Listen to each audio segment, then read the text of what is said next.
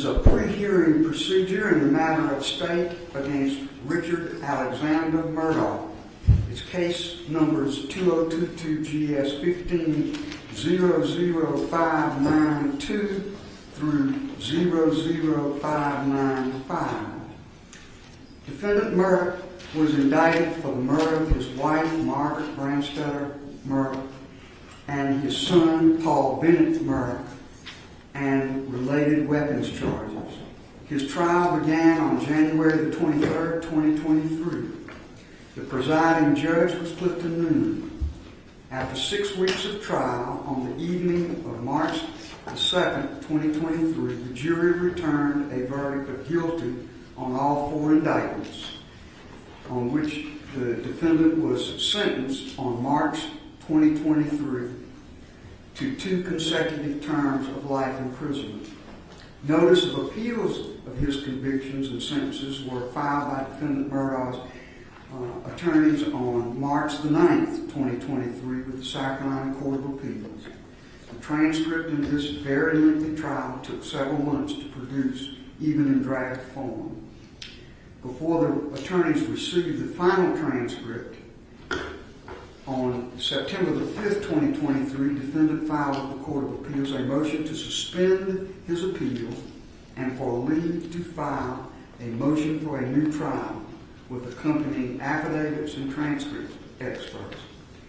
After further defense and state filings, on October the 17th, 2023, the Court of Appeals granted appellant Murdaugh's motion to suspend the appeal and to remand his case to the circuit court to allow defendant Murdaugh to file a motion for a new trial.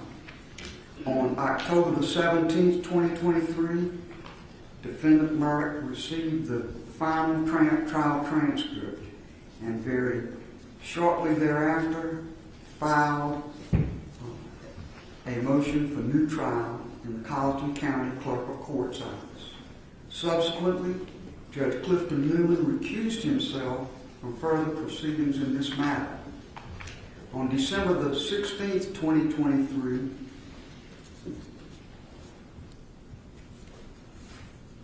on December the 18th, 2023, Chief Justice Donald W. Beatty signed an order appointing or directing that the Honorable Jean Hafer Toll, retired Chief Justice of South Carolina, be assigned exclusive jurisdiction for the limited purpose of presiding over defendant's motion for a new trial. I promptly contacted counsel in this case and set deadlines for briefing and arguments of the new trial motions. The new trial motions were set to be argued on January the 23rd, 30th, and 31st of 2024. And after several rounds of pretrial briefs having been submitted to me, I also set today's date for a procedural pre-hearing. Before I begin, may I say that we certainly welcome members of the media, and I thank publicly Attorney Jay Bender for agreeing to be the voluntary media coordinator for this matter, as he did for Judge Clifton Newman on the trial of this matter. Cell phones are normally not permitted at all in our courtrooms, but the press has been allowed to bring in certain cell phones and laptops and electronic devices because of the non-jury nature of this portion of the proceedings. But if any device rings or sounds to receive a call or to receive an email or a message, that device will be confiscated and the owner will be asked to leave the courtroom. So please now, if you haven't already, check your electronic devices and be sure that they will not sound during the time these proceedings take place. Major topics to be covered today have been addressed by me and discussed with counsel in a short pretrial conference in my chambers. And counsel may have certain things that they will put upon the record as we proceed through these topics that deal with what should be covered. The first topic is an evidentiary hearing necessary at all? The state took the position that the answer to that was no. Obviously, the defendant not. I have set an evidentiary hearing because I felt like we had to have some brackets on the time we would spend on this matter. But I've made no conclusive decisions beyond that on matters affecting the arguments the state makes about the procedural posture of this matter. The next topic would be the burden of proof. Who has the burden of proof in this matter? And what must be shown to meet that burden of proof? And what must then be shown to contest what has been shown and proved? The third topic is procedural defects, most specifically a contention by the state that this motion is untimely because of what was known before a verdict was rendered, accepted, and the jury polled. And finally, we need to discuss witnesses, juror witnesses, the clerk of the court of Charleston County, Ms. Hill, and other witnesses and exhibits.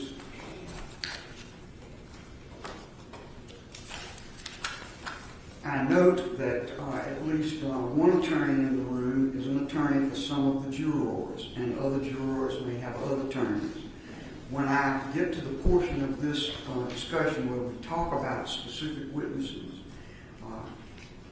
and if I am asked to hear from attorneys for the witnesses, I will at least consider that request. I don't know where we will be at that time in terms of what has been decided, but I will at least inquire about that.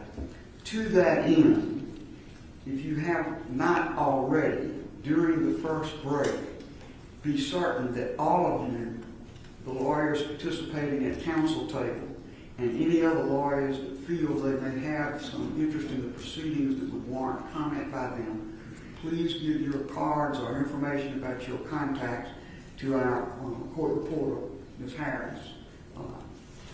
With that, Mr. Harcourt, being you are the moving party, you may proceed. If it please the court, Your Honor, you've raised, I assume you want to go in the order in which you just... I would. Okay. You've raised a number of legal issues from whether we've waived, a number, I forget the order in which you just took them, but Mr. Griffin is going to address those in seriatim based on what you said just a moment ago as to the witnesses and the jurors. I will be handling that portion of the argument today. Very good. Mr. Griffin, we'll hear from you now. Yes, thank you, Your Honor. The first issue that you've asked us to address is an evidentiary hearing necessary?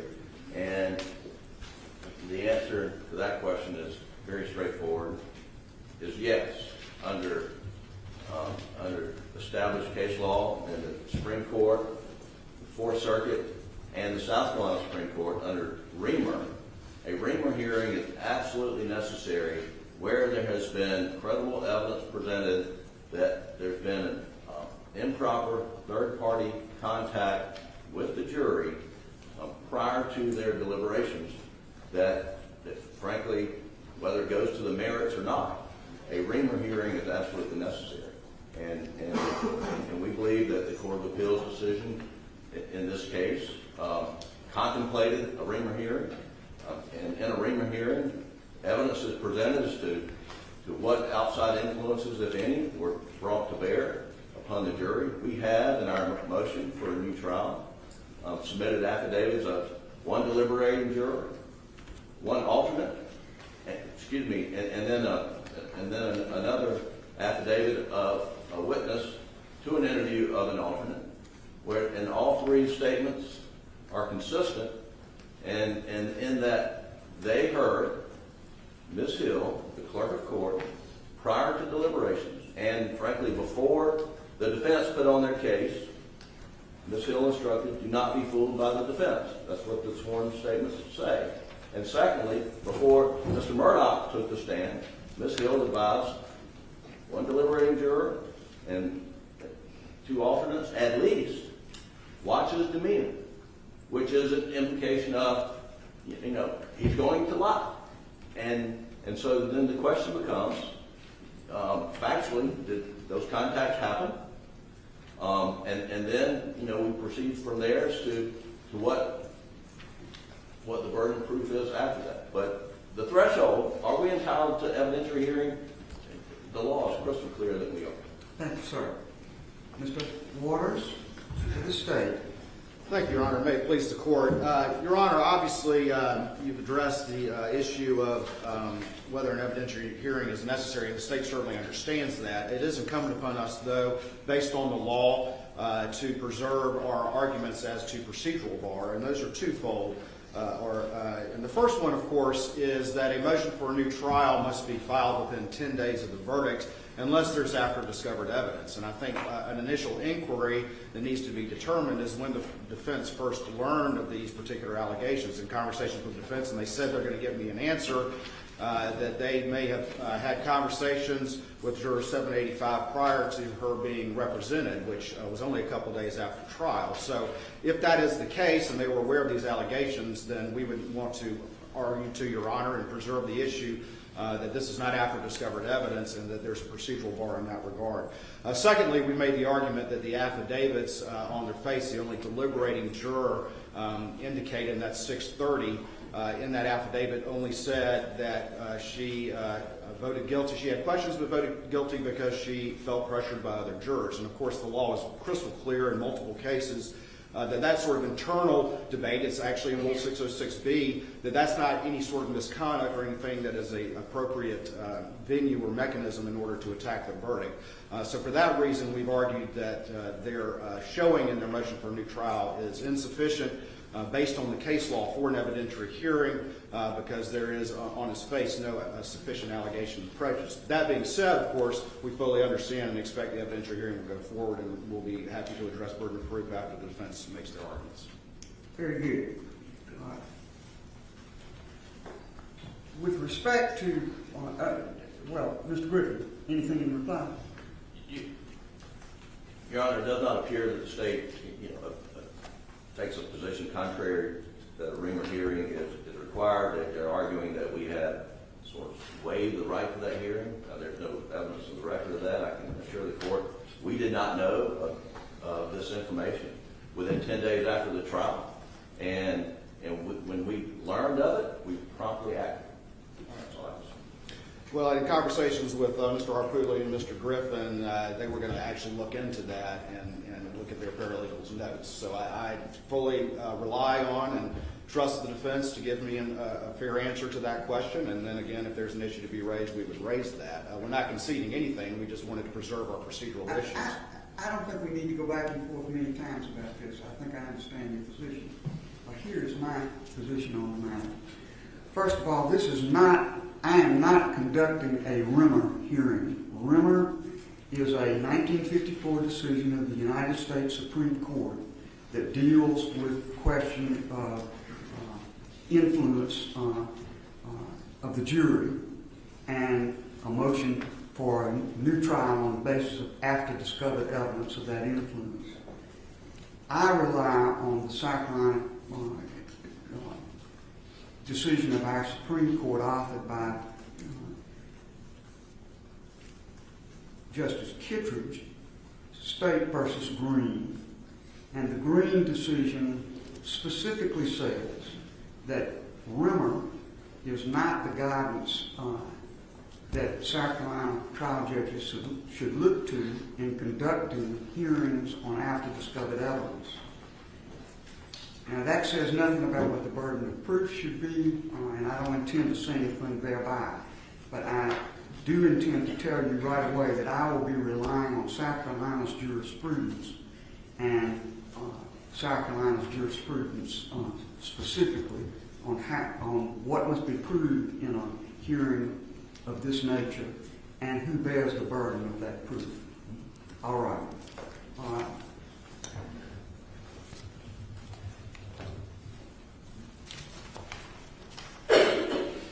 And that leads to the very next topic that we will now take up, which is the burden of proof. Mr. Griffin? As we cited in our papers, we believe that the controlling case in this instance, based on the scope of conduct as alleged, and that is conduct of a court official, here at the clerk of court, having communication with the jury about the substance or the merits of the case, that the standard to be applied is not Green, because Green, Justice Kitcher says that the contact by the bailiff was about a procedural issue, not about the merits of the case. Here we're dealing specifically with the merits of the case, and the Court of Appeals decision in State v. Cameron, we believe, is the controlling standard. And in State v. Cameron, and that was decided in 1993, and the court says, in citing Holmes v. United States, which is a Fourth Circuit opinion, says in this case there was a private communication of the court official to members of the jury, an occurrence which cannot be tolerated if the sanctity of the jury system is to be maintained. When there has been such a communication, a new trial must be granted unless it clearly appears that the subject matter of the communication was harmless and could not have affected the verdict. Now, we strongly believe that is the standard. Is the question of, was the subject matter of the communication harmless, and that it could not have affected the verdict. And we are, that's our position on the standard. Your Honor, if Your Honor looks to a different standard, we believe that State v. Green, the measure of State v. Green, you can't look just at Justice Kittredge's opinion. You have to look, because he complimented the Court of Appeals decision. And the Court of Appeals decision absolutely applied the Reamer standard of the burden of production is on the defendant, but when the defendant produces evidence of a substantive communication to the jury by any third party, that's what Reamer is, by any third party, that then there's a presumption of bias. And that the state then has to overcome that presumption, produce strong, clear, and convincing evidence that it was harmless. And that was the standard that the Court of Appeals applied to State v. Green. And in State v. Green, the Court of Appeals says that this is the standard of the Fourth Circuit, and we follow the Fourth Circuit law in this area. Now, Justice Kittredge says that the communication by the bailiff, which essentially said, if you're deadlocked, which they never were and never became deadlocked, then the judge may ask you to stay longer. I mean, that was the communication by the bailiff in Green, and Justice Kittredge said that did not go to the merits of the case. Justice Kittredge didn't throw out the Reamer presumption standard in State v. Green, Your Honor. And it's important, the Court of Appeals decision, looking to the Fourth Circuit, because, as Your Honor knows, this case, and I would encourage the Court to look at the Holmes decision out of the Fourth Circuit, which we cite, which applies Reamer. It applied Reamer in a habeas corpus case when they said Reamer is the clearly established law in the Fourth Circuit. And it vacated a death penalty conviction out of North Carolina because the North Carolina courts did not follow Reamer. And so the Court of Appeals decision in Green says we look to Reamer. Justice Kittredge says, we're not going to apply the Reamer presumption here because it didn't go to the merits. What we have in this case, and what we have, presented through proffer on the affidavits, something that goes to the heart of the merits. It's the defense, and it's the credibility of the defendant's testimony. And so we do have the burden of production, but we do believe that the standard in Cameron is we just have to show that the subject matter of the communication, that it was material to the case, and that then the burden shifts to the defendant to prove that it was harmless. Excuse me, the burden shifts to the state to prove it was harmless. Thank you, sir. That's what we believe the standard is. Mr. Waters? Sorry,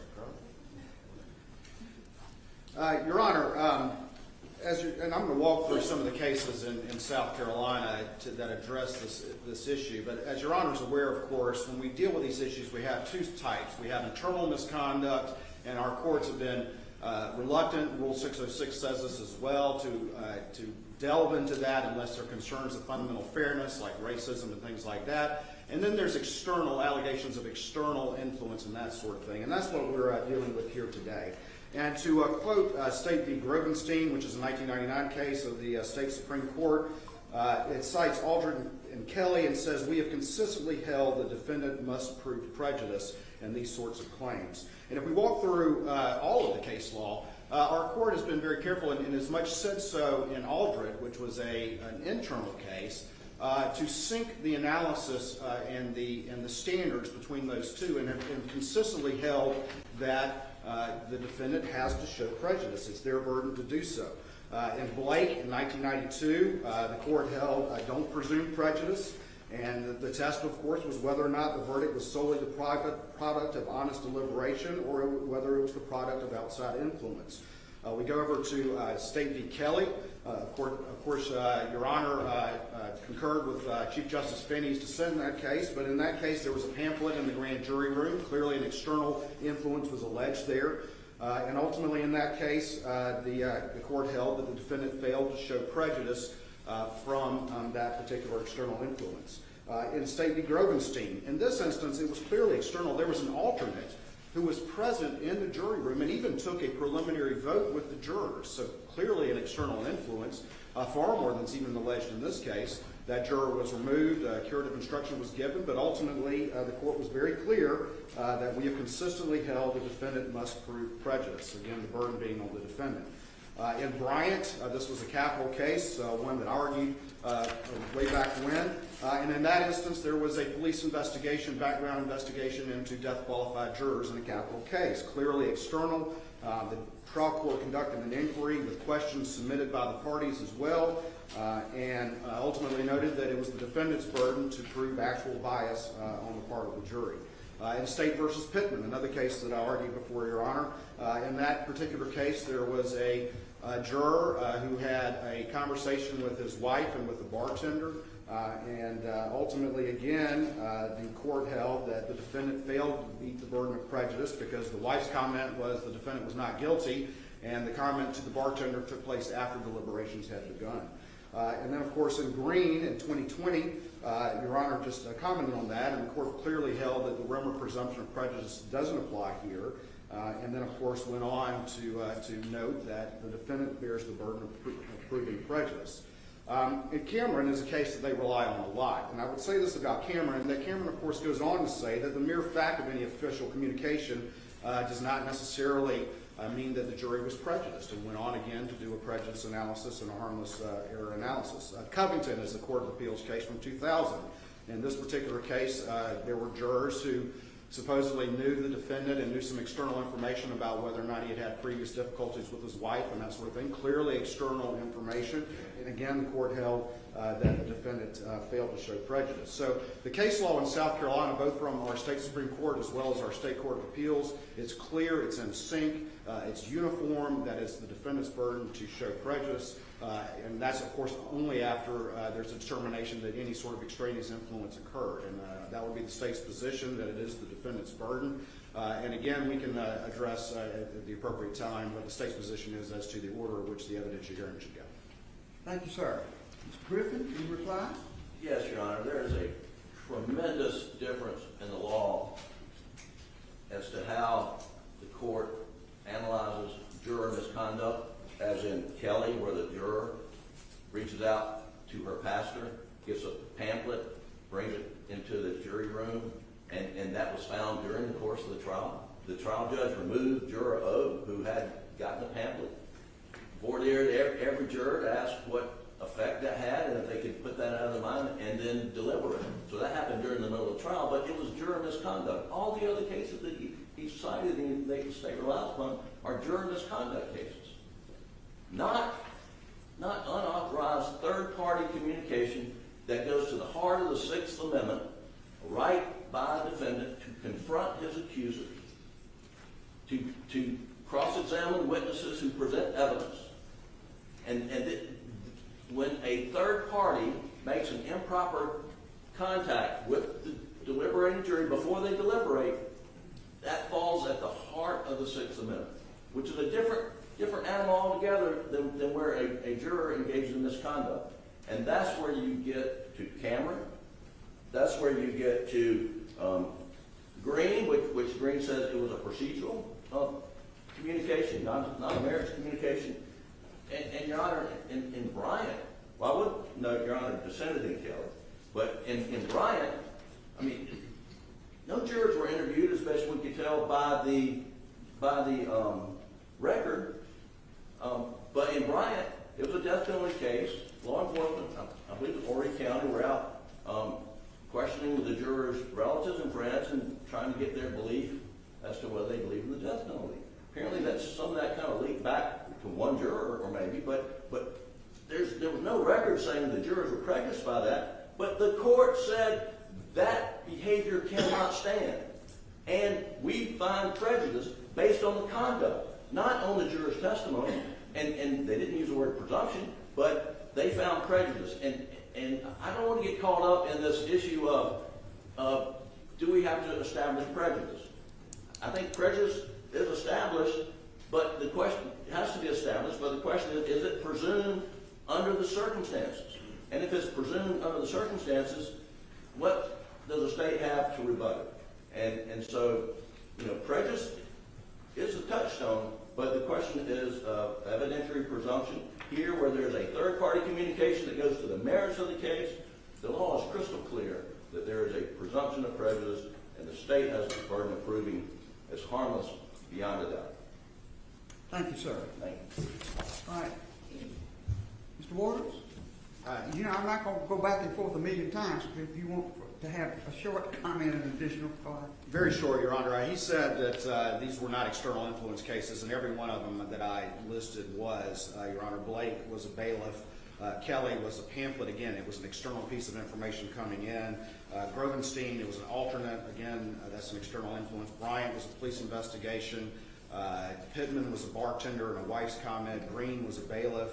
And Covington was, evidence that was not admitted at trial that the jurors were aware of. So clearly all of those were external influence cases, Your Honor. All right.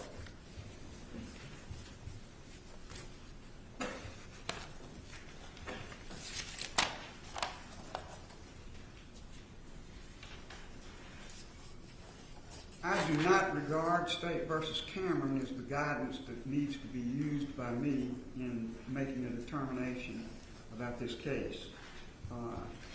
It's a Court of Appeals case.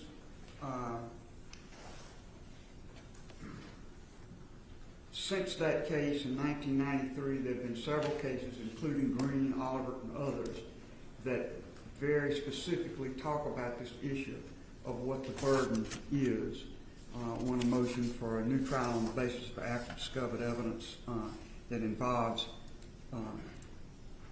tampering or alleged tampering with the jury. All those cases say that prejudice must be proved, not presumed. And it may very well be that is what's going to be shown. But for purposes of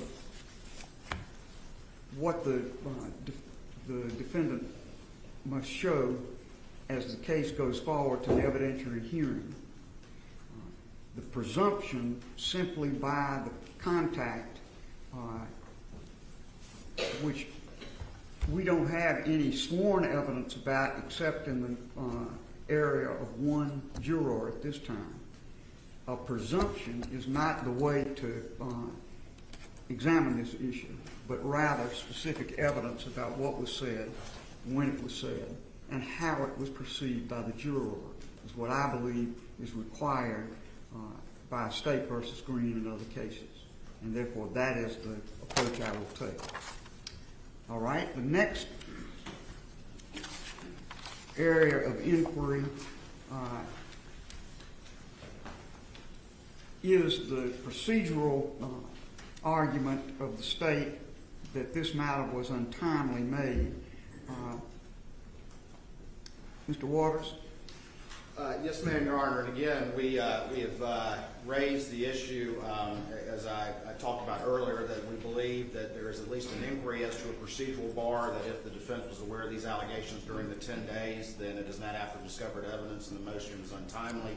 And additionally, we also, as I previously expressed, have raised the issue that the affidavits on their face are insufficient to put in play an evidentiary hearing, and there are multiple cases that have in the state that have held, I think Yarborough is one of those that have held that where that showing was not made, that the trial court properly denied an evidentiary hearing. So we would just preserve those issues, understanding the court's plan of procedure that you previously expressed. All right. Mr. Griffin or Mr. Harpootlian, let me say that I will say to the defense, to the state, I believe that issue needs further exploration, so I am not prepared to rule that this matter is untimely in the least. We're going to have a hearing on this matter, at which time this issue will be further explored. So the state has preserved its position, but you need not argue about that matter at this time. Thank you, Your Honor. All right.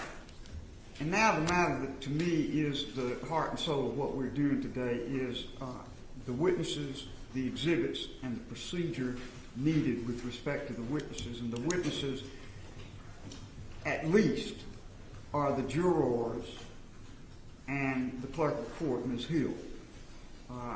What I'd like each side to explore with me is how those witnesses should be presented, who should present them, and how they should be questioned, and whether there are any brackets or limitations that should be imposed on what these witnesses are asked. And I will begin with the jurors, which is really the heart and soul of the matter. Other witnesses are very secondary to the first issue, which is the jurors themselves.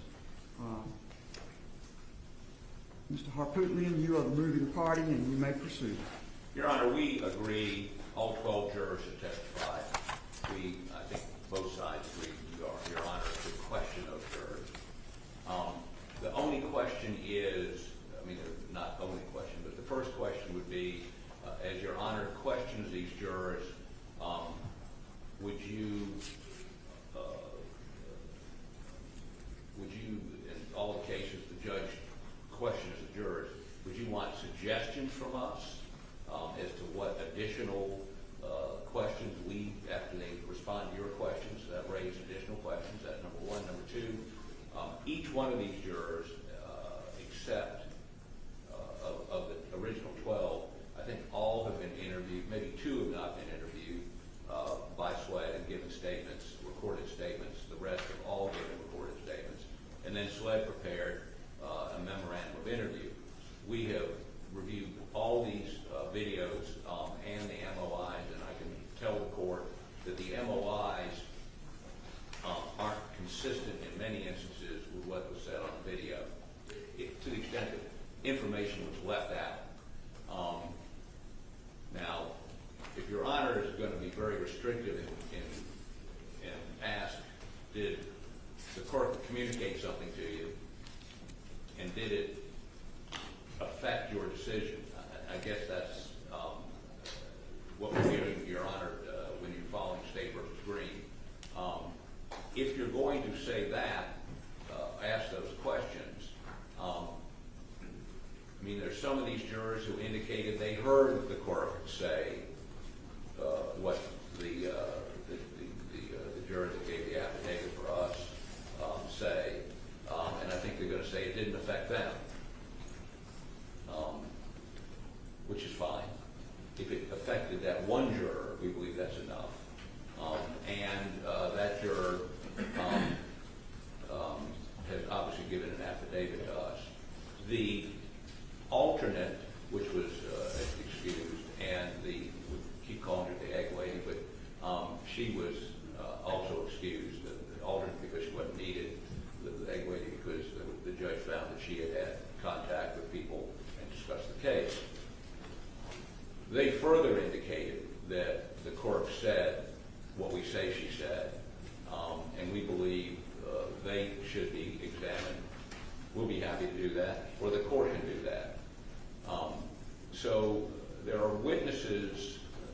we have the court herself. I talked to her lawyer this morning, who indicated she has not made a decision as to whether or not she would assert any constitutional right not to testify, and obviously that would be on a question-by-question basis. Maybe, I don't know, I mean, we're not ready to argue what the standard is on the Fifth Amendment this morning. But if she does testify, there are literally thousands of emails we furnished last week by Charleston County, some information furnished by SLED this morning and the Attorney General, which might be utilized, I can't say right now what it would or wouldn't, depending on her answer, to impeach, to contradict. So I can't tell you what exhibits there would be or what we would do because I don't know what her answers are going to be. We believe we should be able to examine her as a hostile witness. We should be able to call her as a witness because the burden is on us, as Your Honor just enunciated. Now, the only other thing I would say is this. Even if Your Honor determines that a piece of evidence or a question is not admissible for your consideration, for purposes of the appellate record, we believe we ought to be able to make it proper. So it may be that Your Honor allows us to go forward, and then in your decision decide it's not relevant, in your decision decide you didn't consider it, or whatever. But stop and go is going to elongate that hearing dramatically. And again, since you're the finder of fact, you can decide not what a jury's going to hear, but what it matters to you.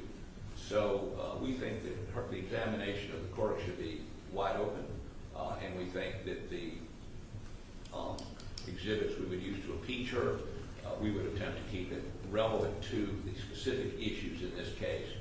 I mean, her son has been indicted, for instance, her son's been indicted for wiretapping. There seems to be some inference, at least what we read in the papers, we don't have any specific knowledge, that she was aware of that and that wiretapping was in relation to some ethics complaint about her. That's not relevant. We're not going to ask her about it. Now, we're continuing to examine whether or not there is some connection there, and we're investigating that. But at this point, I would tell you that's not where we're going. Where we are going, by way of example, is we have been furnished an email that she got on February 24th from somebody, which was a photo, a screenshot of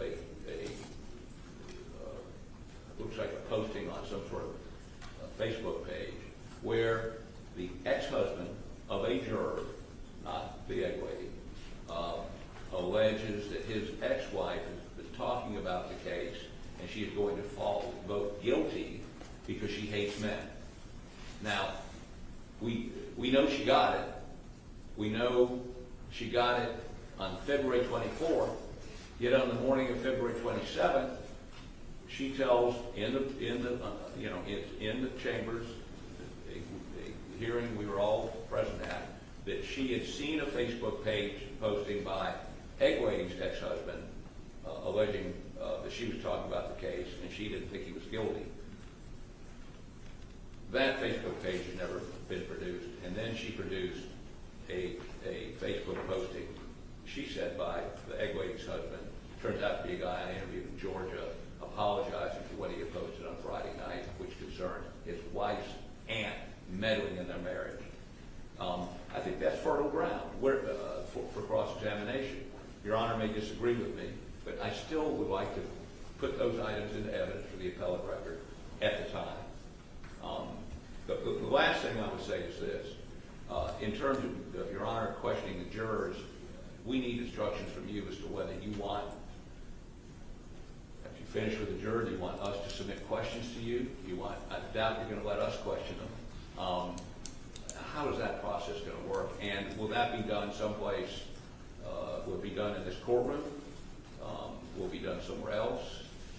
And if the jurors are going to be questioned outside of this courtroom, will there be a way for the public to hear what they have to say? Thank you for your intelligence.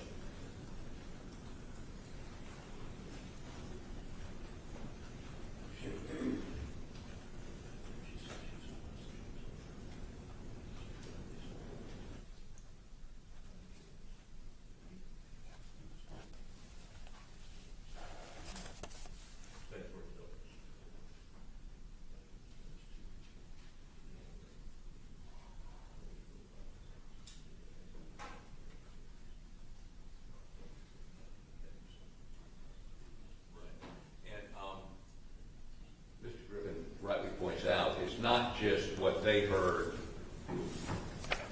may have heard from the court, but did any of the other jurors, for instance, Egway, we keep calling her, gave an affidavit indicating Becky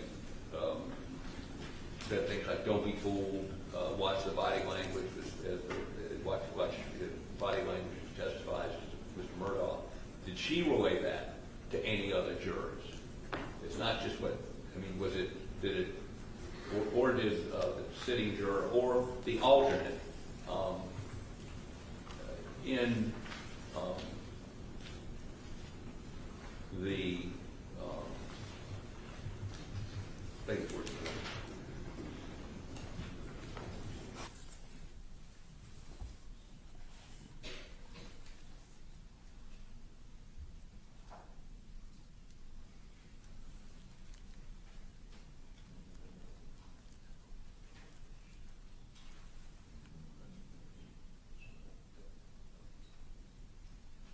one other point, in the memorandum of interview, now, the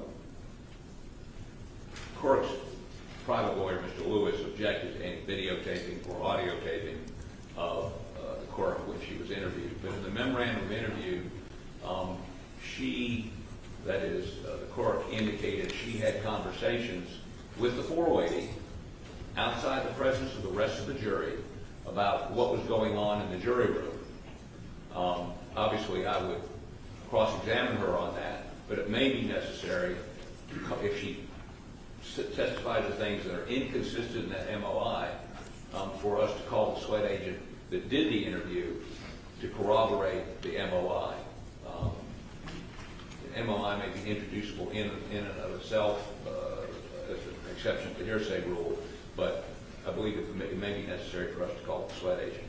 We're not going to, and Your Honor, we're not, you've indicated that you're not going to want to know any sort of summaries of those interviews by the jurors when we talk back in chambers, or necessarily the MOIs. You want your own fact-finding with the jurors.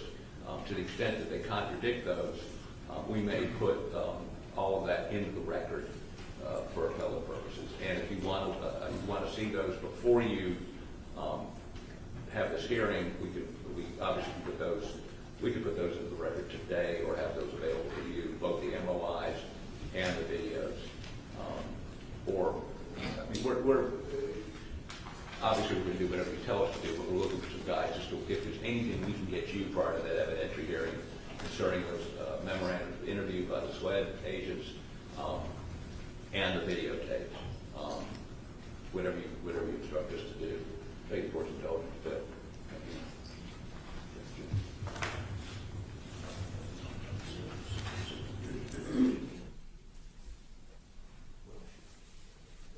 Your Honor, we've mentioned, and Mr. Griffin reiterated to me just now, and obviously you don't need to tell us this today because we're not going to be doing the questioning, but there is the consideration of 606B and the incursion into deliberations. At some point, we don't need to know that today, but at some point prior to you questioning the jurors, we'd like you to enunciate what your position is on that. You're going to have to outline that a little bit more for me. What part of 606B are you discussing? Well, it says, if I can find my glasses. Upon an inquiry into the validity of the verdict or indictment, a juror may not testify as to any matter or statement occurring during the course of the jury's deliberations or to the effect of anything upon that or any other juror's mind as or emotions as influence a juror to assent to or dissent from the verdict. All right, so and what are you saying that in courts for this proceeding? Well, I mean, for instance, if we show you, we prove to you that the court said, do not be fooled, or, you know, watch Murdaugh's testimony, watch the body language inferring he was lying, he will be lying. One of the issues is if the juror who sat during the deliberations and said that the court said that, did she discuss that with any other jurors? Did she infect the jury? Does this allow you to do that? Well, you certainly, if you go to 606B, it gives you some guidance about that. It says, upon inquiry into the validity of a verdict or indictment, a juror may not testify as to any matter or statement occurring during the course of the jury's deliberations or to the effect of anything upon that or any other juror's mind or emotions influencing the juror to assent or dissent from the verdict or indictment or concerning the juror's mental processes, except a juror may testify on the question whether extraneous, prejudicial information was improperly brought to the jury's attention or whether any outside influence was improperly brought to bear upon any juror, nor may a juror's affidavit or evidence of any statement by the juror concerning a matter about which juror would be precluded from testifying be received for these purposes. I take that to give us the guidance we need about the parameters of the questions. But if, again, if the juror that gave us the affidavit, would she be asked, did you discuss that during deliberations? Could she do that? That apparently is very questionable under the terms of 606. Yes, ma'am. And I intend to abide by that. The way those questions have been asked in many cases I have reviewed is to ask the juror whether that's still their verdict. If they asked about improper context and they talk about improper context, then the way to pursue it beyond that for the judge is to ask about the impact on the verdict, not on the deliberations themselves. That may be a small slice of difference, but I think it's very important to understand that no one, not myself or anyone else, is going to be asking the juror about the specifics of their deliberation, and the rule is quite clear about that. Okay. And is it clear that you will not be using the SLED interviews or MOIs to attempt to impeach? I told you when that was brought to my attention in our Chamber's conference this morning, I haven't made my mind up about that. I don't know what's in those summaries or anything else, and we're going to have to discuss that. But again, I'm the one doing the questioning at this point, Mr. Harper. Yes. Yes. And I'm trying to perceive what you all are asking, and I'm going to go to the state now and see what their reaction is to what you said. Thank you, Your Honor. Mr. Waters? Thank you, Your Honor. May it please the court. Your Honor, again, we would concur with what Your Honor just said about Rule 606 and, of course, all the cases that we've talked about, and the need to show prejudice. And obviously, when you're talking about external influence, that prejudice, which will be an appropriate subject of inquiry to the jurors, is whether or not there was an impact on the verdict. And we, of course, have suggested to Your Honor, not only based on the cases, that should be judicially conducted in a manner that protects the privacy of those jurors and that protects the privacy of their identities. These jurors, were drafted into service, and this inquiry, of course, has to happen, but it needs to be conducted in a manner that respects their privacy and should be, of course, judicially conducted.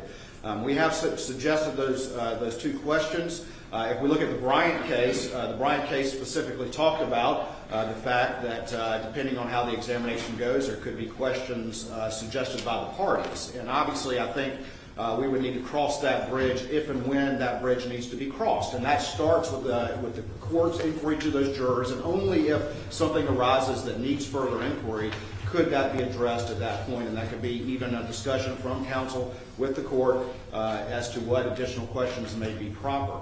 When the state first became aware of these allegations, the first thing that we did was have SLED do an independent investigation, and the goal was, good, bad, or ugly, to get to the bottom of what, if anything, happened. And the result of that is why we're still here today. And that is that in speaking with the jurors that spoke to us, that the balance of the evidence, as well as in talking to the clerk staff, was that there was no impact on any verdict. There was nothing unprofessional or untoward that happened that had any effect on the verdict. And so when we did that inquiry, and that is what the jurors said, that is why we're here today, and that's what this hearing is going to address. The only juror that we have is the one who filed the affidavit. That's 630, and even she, or that person, only said that she, eventually voted guilty because she felt pressured by the other jurors. Did not even mention any external impact. And so, unless she's going to change her story, that is what was in her affidavit. So, the balance of the evidence is the reason why we're here today, and why this hearing needs to take place. Your Honor, as far as inquiry to those jurors, again, there could be a need that the parties would suggest questions, and it could be, depending on how things go, that the affidavits or maybe even the recordings, all of which have been provided to the defense, the full recordings of those interviews of any potential witness in this case have been provided to the defense. It could be that issues could arise from either the state or the defense as to impeachment, and we can address those issues as they arise under the appropriate rules, 608, 613, and the like, dealing with not only prior inconsistent statements, but other evidence that would be properly impeachable.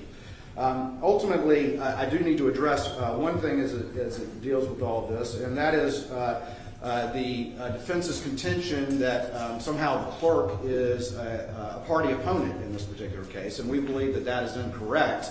Obviously, there is a hearsay exception or a non-hearsay determination in the evidentiary rules, I believe in 801, that excludes statements of a party opponent. But just because the clerk is an elected official and of the state, that does not make them a party opponent in the way that term is defined. A party opponent is an active litigant before the case, and that is, I think, different. So we would certainly say that the hearsay rules would still be in effect as it relates to Ms. Hill and any testimony that she may provide.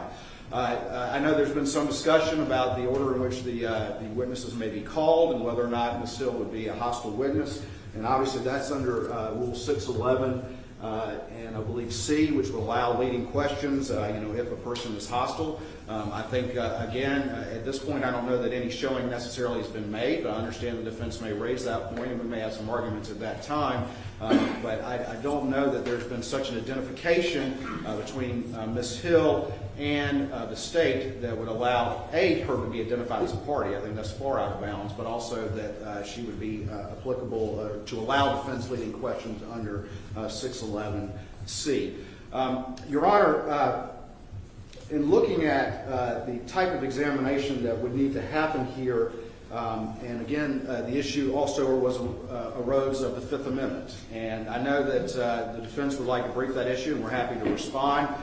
We don't know exactly how that might arise in the course of any examination. We need to cross that bridge again when we get there. We would say, though, that the Fifth Amendment is question-specific, and so, again, it may be something that this Court has to rule, as is in any sort of evidentiary presentation, question by question, based on any objection by the parties. So it's kind of hard to say that exactly what the blanket position would be until we actually get to that determination. Ultimately, the defense referred to some information provided this morning. Actually, both sides exchanged last night their communications with the clerk during the course of the trial. So both sides did that last night. And there were a lot of communications with the defense as well. And so, again, I just want to point that out that there's any sort of allegation or insinuation that the state's not providing information. We've been very diligent about providing any and all information to the defense. And if any additional information arises, we will continue to do so. But both sides exchanged that last night. And of course, there's been some reference in their filings as to emails that were forwarded from the clerk to me and to my paralegal, and they've actually even listed me on the witness list. And Your Honor, as we have had a chance to peruse the defense communications with the clerk, there was just as much communication and offers of help. It was just a uniform across-the-board courteousness that's reflected from those. So we think that that's a non-issue, and we think that should not be something that arises during the course of this evidentiary hearing, at least as it would require communication from or testimony from attorneys. Your Honor, ultimately, as we look at the inquiry that will need to be conducted, as the state has made clear, it starts with the jurors. And only if something arises in that inquiry, further inquiry to those jurors may be necessary. And that could be in discussion with the parties, as I've stated before.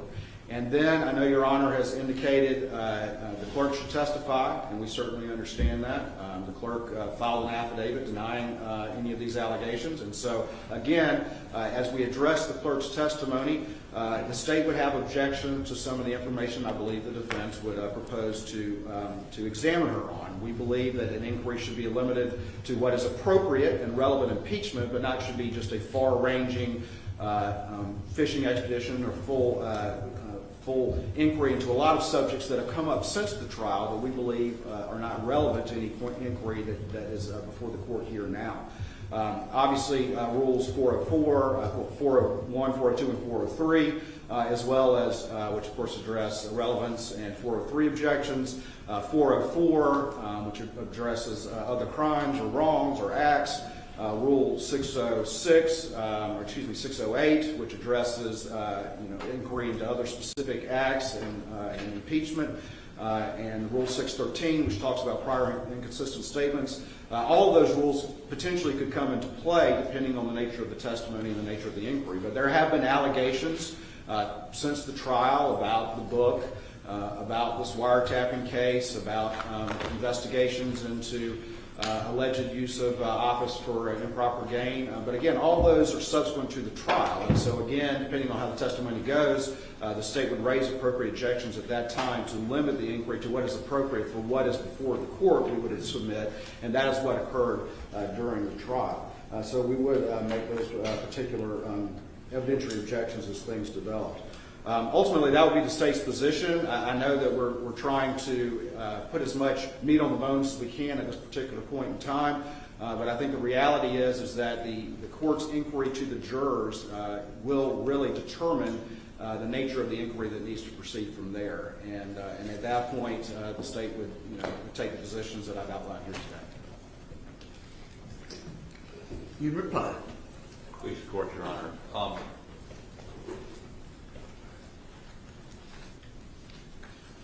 404, I find it somewhat ironic. The state is quoting Rule 404, Your Honor.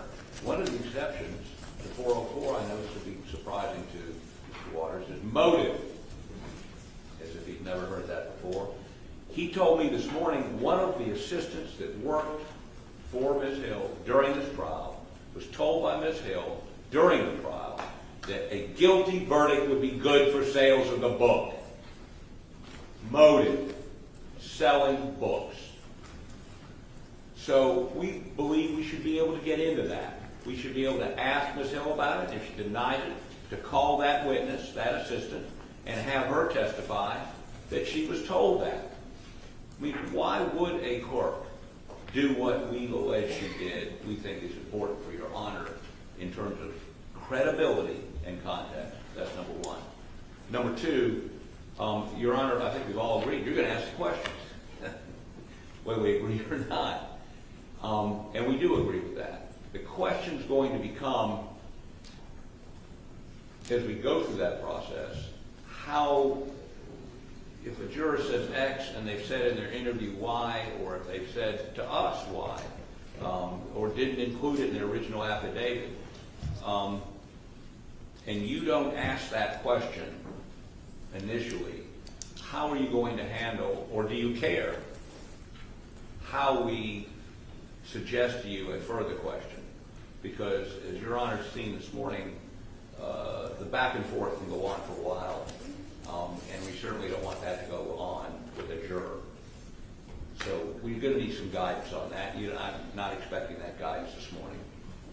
The last thing is, as these jurors are examined, I need to understand a little bit about the logistics. Are we going to do it in this courtroom? Are we going to do it in another courtroom? Is the public going to be able to hear the responses? Will there be an audio feed if we do it somewhere else? Are you going to have cameras turned? Do it in this courtroom and have cameras turned off? And we're obviously not going to refer to jurors by their names. Even though 3 of these jurors went on the Today Show, another one went on ABC. They were all in the courtroom when the judge had them brought in. They were in the courtroom, all except one of them, for the verdict. Cameras were there then. Again, I'm sensitive to their anonymity but I don't know that any of them have any real anonymity anymore. Saying that, I think it's important not only for Your Honor to hear their answers, but for the public to hear their answers. Thanks. Thank you.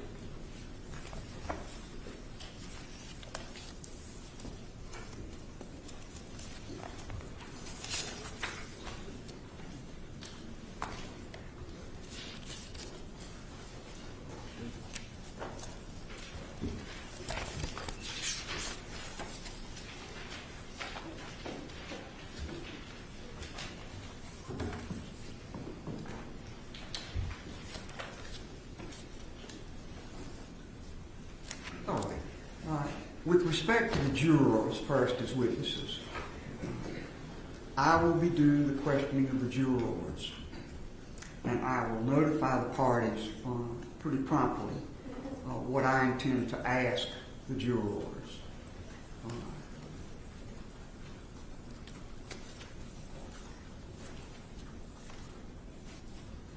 The ambit of what I will be asking them is informed by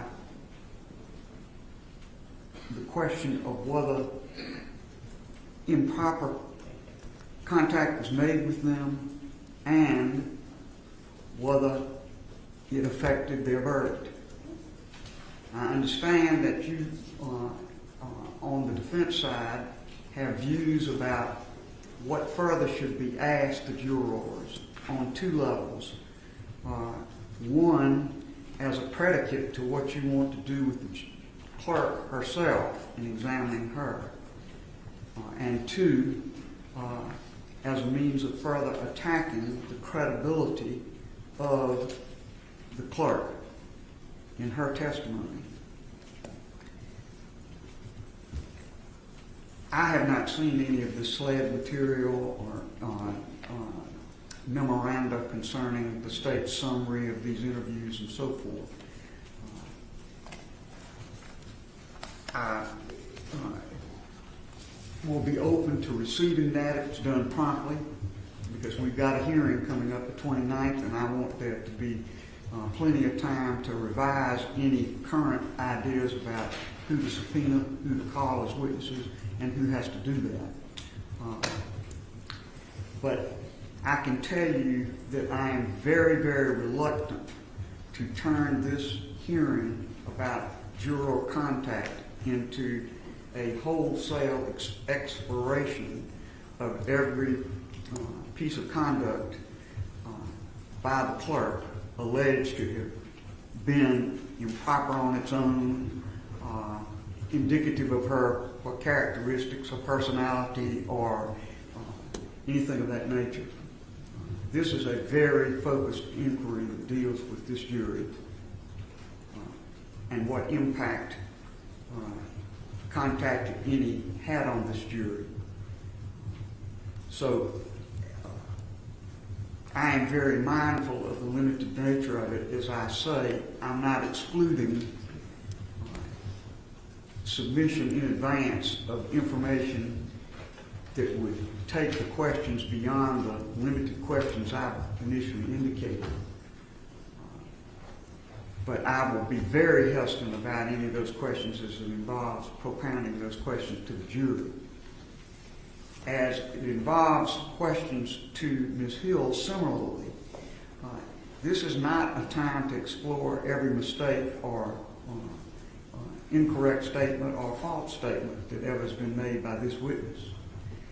I am the judge of the credibility of this witness for purposes of this new trial motion.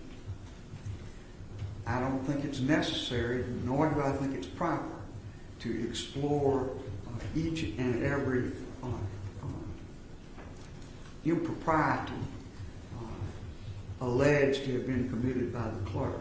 At the same time, what specifically should be asked is something that I will look at as I look at the submissions that are made before the hearing takes place about what is requested to be allowed as topics for questioning of the clerk and what exhibits should be used.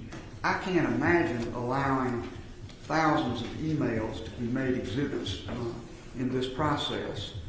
Either emails sent by her to attorneys in the case, to other court officials in the case, or to other individuals during the course of the trial of the case. I certainly will try to preserve the appellate posture of defense in this regard, but I will put certain limitations on just a wholesale exploration of every problematic piece of conduct, ethical, dealings with the county, and so forth. This is a very focused inquiry about this jury and its ability to render the verdict it rendered in an impartial manner. So, I say that to tell you that when the clerk is offered, and I think the clerk is going to have to be offered as a witness, the whole allegation revolves around the contention that the clerk made contact with the jury about matters material to their verdict, that contact was improper, and that it impacted their verdict. There's a whole lot more that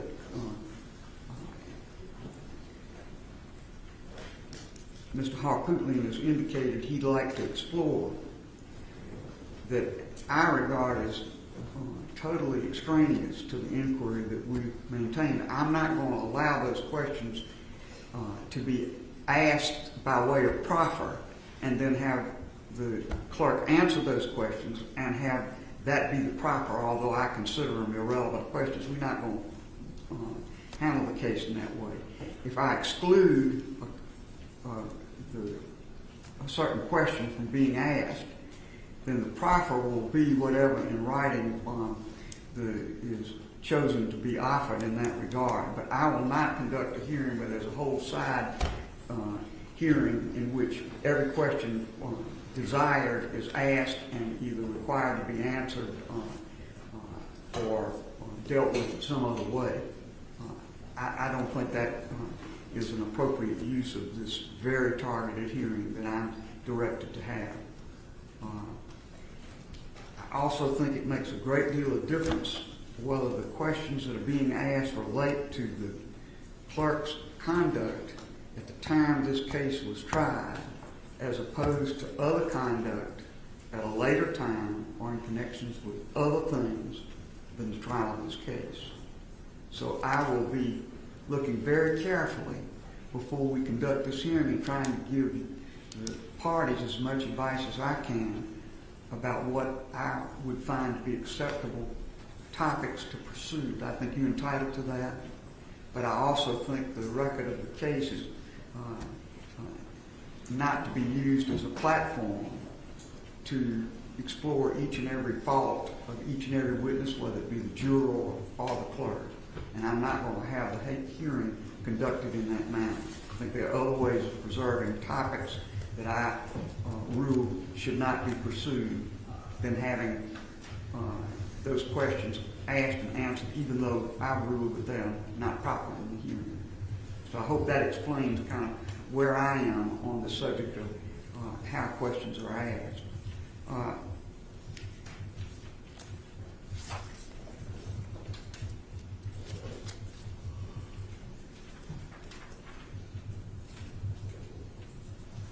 And therefore, some of the suggestions that are made in the filings you've made with me about the additional witnesses you'd like to call and subpoenas, I think we need to be sure we're all on the same page about what is acceptable in evidence and what is not. But I can tell you that I would not allow the subpoenaing and examination of attorneys in this case, of the judge who heard the case,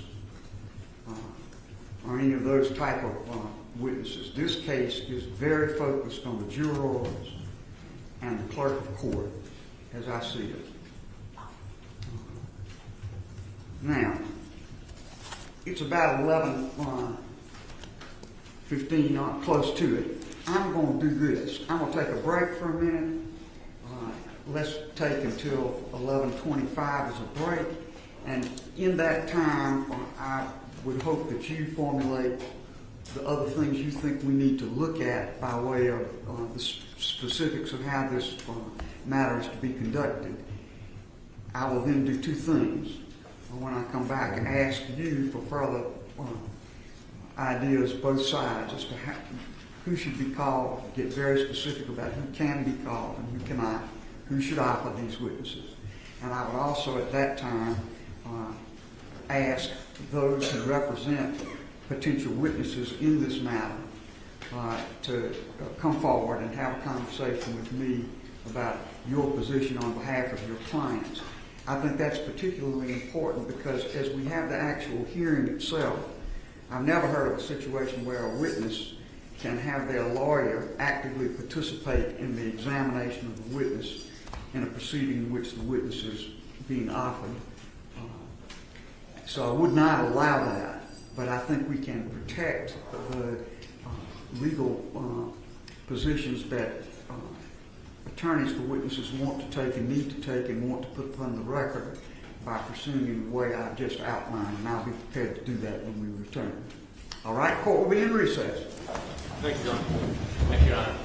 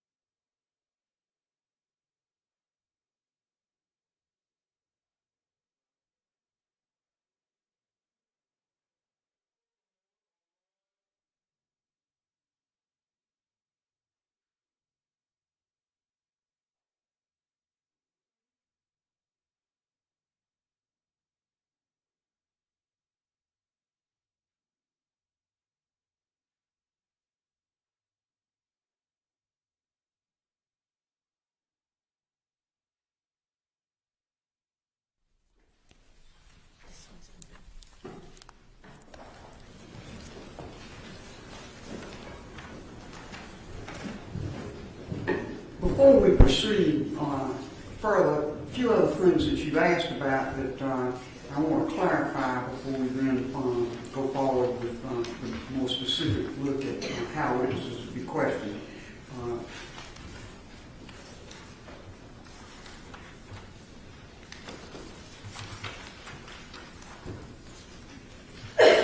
First of all, how the jurors will be questioned.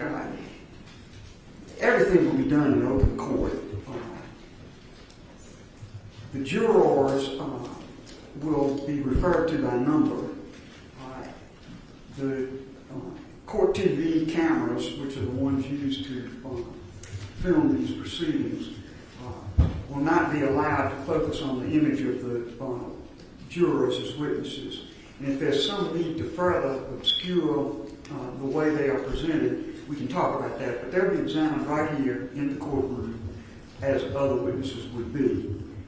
And I've kind of looked at a little bit of exchange we'll have with attorneys for the jurors to see what we can work out about exactly how the jurors are presented. But everything will be on the record here in open court with measures taken to ensure the privacy of the jurors. No photographs would be permitted of the jurors or anything of that nature. And I believe if I announce that in advance, the press that are present, the press that have covered this proceeding throughout have been respectful of the judge's requests, and I'm very confident they will be in this matter as well.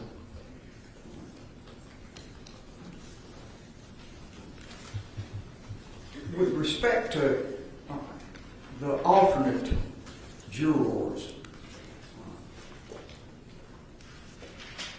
I will question only the jurors who sat and considered this case. So the alternate who was dismissed by the trial judge. That alternate did not participate in any way in the deliberations about this case. There's nothing that's been brought to my attention about anything the alternate might have done that was improper at all in terms of communications with fellow jurors. Nothing's been alleged in that regard. So our focus will be on the jurors that heard this case and not on either that alternate or any other alternate juror that has been proposed for questioning. I will not permit that. With witnesses or testimony, I do not allow. Let me explain about proffer. Proffer will be a written proffer by the party dissatisfied with the limitations of my ruling. But there will not be some examination as the proffer. The proffer will be a written proffer by the attorneys in accordance with their positions about witnesses and testimony. With regard to the subpoenaing of witnesses,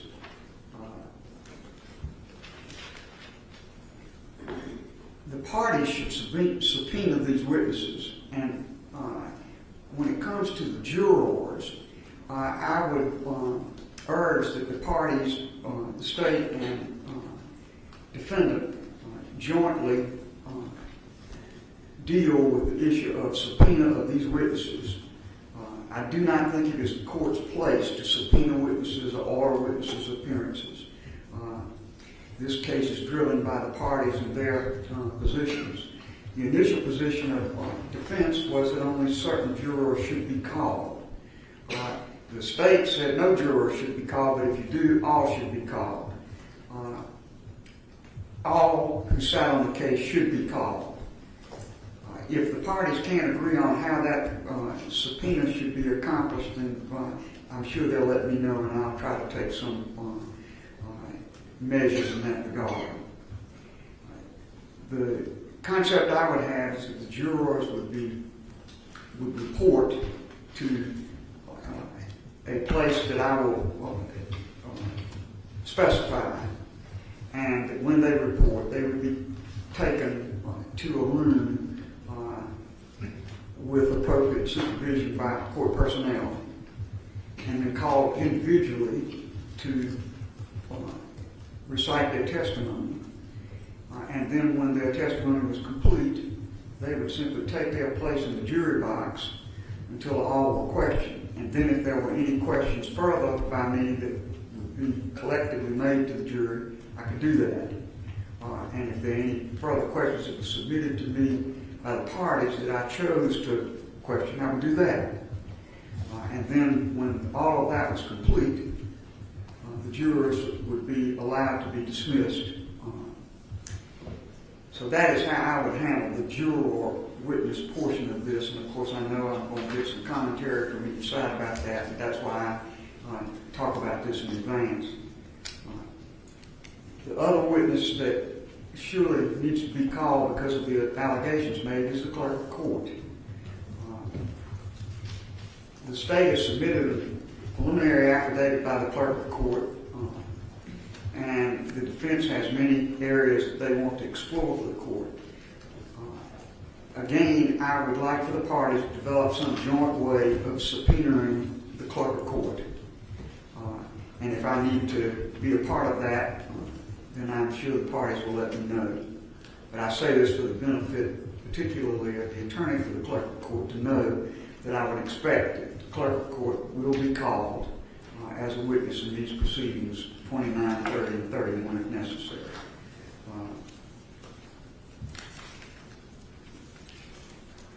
We'll be using the same courtroom for these proceedings, this courtroom. And 3B will be used as an overflow for the press. Excuse me, 3A is the one over here, and that's the one I'll be using to conduct the hearing. This courtroom we're sitting in now will be an overflow courtroom for press with I'm sure, a court TV monitor that's available for them to monitor the proceedings if there's not enough room. Based on the attendance today, it might be plenty of room. But we'll see. We'll have this as, I will try to figure out a way to be sure that the broadcast in here of the proceedings will not interfere with the conduct of the hearing past this partition next door.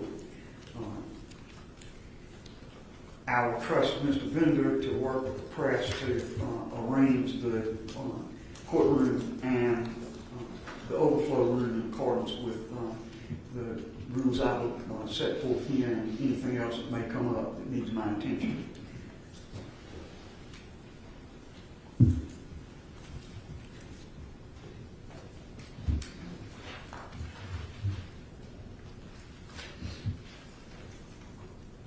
I think that covers it at the present time. So the first thing I'd like to do is to get some clarity from the attorneys as to what furthermore, for the parties, as to what furthermore needs to be discussed. And then after that, we'll explore with the attorneys for the jurors and the attorney for Clark Hill any other issues that still need to be developed. Mr. Hopwood. Please support, Your Honor. I'm trying to make sure I understand what you've just ruled. Are you ruling that we cannot call the alternate juror or the so-called egg lady to corroborate what was said to the sitting jurors since they were all told this at the same time? I'm not sure I understand your question, but I'm telling you that I want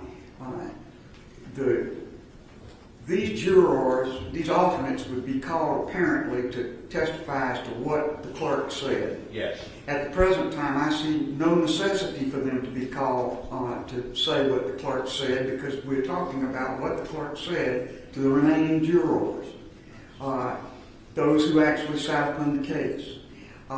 The corroboration is something I don't think I need at this time. I think I'm perfectly capable of evaluating what the jurors tell me, and I'll do that. I think I'm also perfectly capable of evaluating the credibility of Ms. Hill and the jurors for that matter. Well, Your Honor, for us to, and then you said you wouldn't allow a proffer of that except in writing. Now, yes, I'm not going to have a courtroom proffer of any kind. If you want to proffer what would be offered by means of affidavits, copies of emails, anything else you want to, that's fine. But I am not going to have a courtroom proffer. No. I think The only reason for the proffer would be to preserve your right to appeal. I believe your right to appeal my rulings will be perfectly preserved, frankly, even if you didn't have a proffer, but even more so if you supply an in-writing proffer. Well, I'm trying to determine whether an affidavit is sufficient for an appellate court, federal or state, when the state won't have an opportunity to examine that witness. But I mean, they've given, I mean, we can get more detailed affidavits.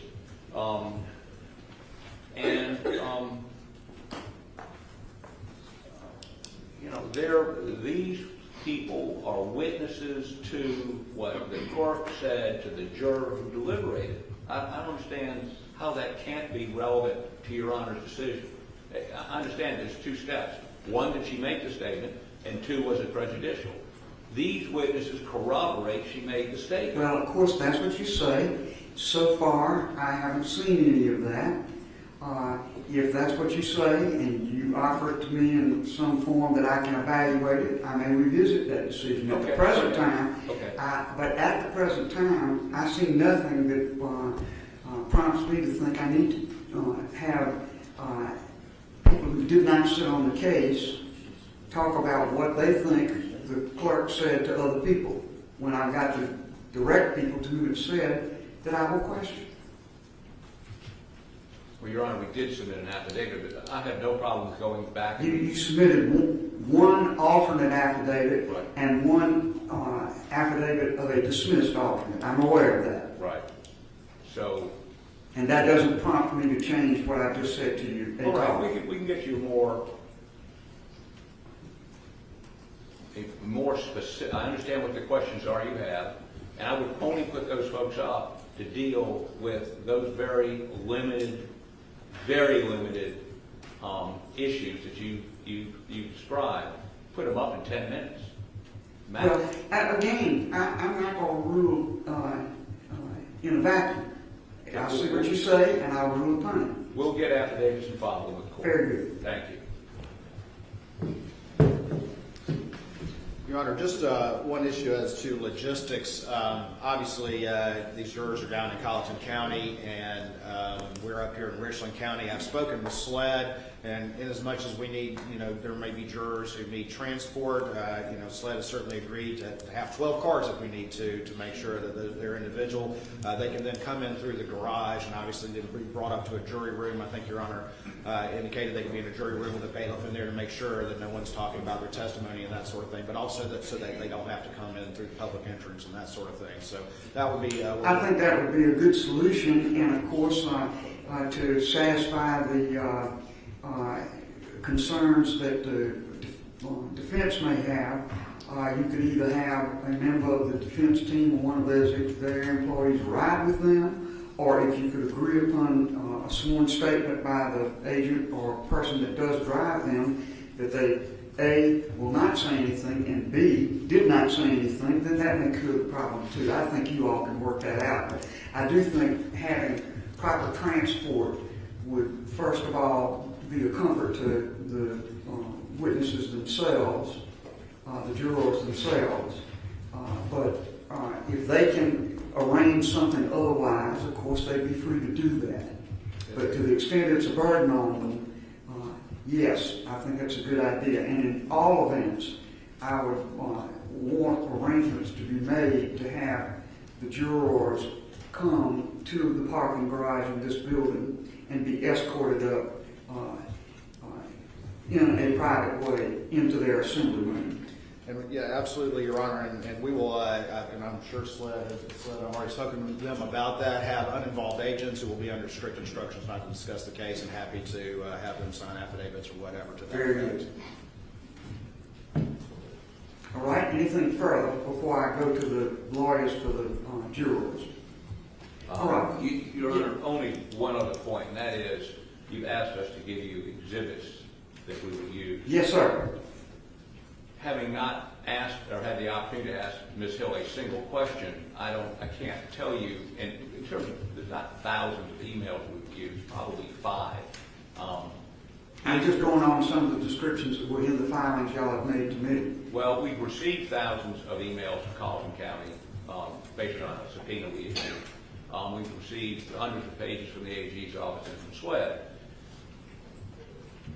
It'll make it a lot simpler if it's a small number and a discrete number by submitting them to me. Again, I told you I would evaluate that when I get them.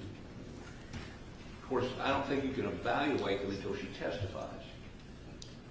You know, I think you're going to have to trust that I am going to do some evaluating before she testifies. Okay, and Your Honor, you know, she's given an affidavit denying making any of these statements. She has. So these alternate jurors that have been dismissed, would you allow us to call them to impeach her if that's what she testifies to? At the present time, the answer to that is no, as I have indicated. But again, I'm not going to rule in a vacuum. I would hope that what you all will do is send me a pretty specific idea of what you want and how you want me to permit it. So I'm not going to rule on something I haven't seen yet, which is your proposal as to exactly how these witnesses and alternates to be used. All right, we'll get more extensive affidavits from those two alternates. Okay.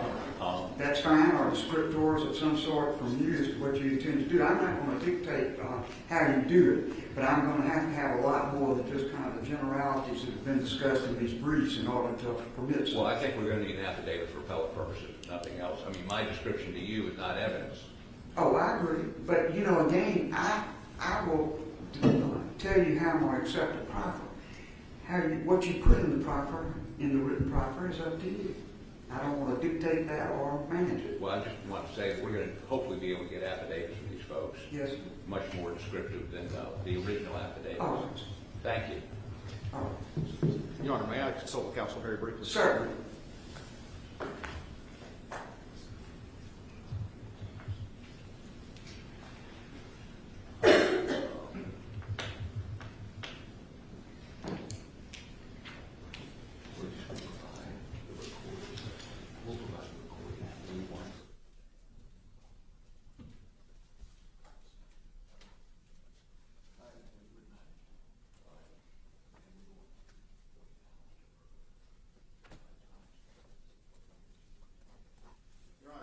One of the things that was discussed earlier was the independent SLED investigation that was done. There were recordings of some of these interviews and MOIs prepared that were just meant to be summaries. I know Your Honor mentioned earlier that you would be open to receiving those. Sure, I'd be glad to review any of that. Discussed that with counsel, and I believe they said, well, we want to send the ones we want to send. I think if Your Honor's amenable to that, we would just add Your Honor to the discovery upload that was provided to the defense so that information is available to the court for whatever purposes the court deems necessary. Can I ask this? Yes, ma'am. First, would that discovery upload include your interviews, the tape of the interviews, as well as your summary of them? Yes, ma'am.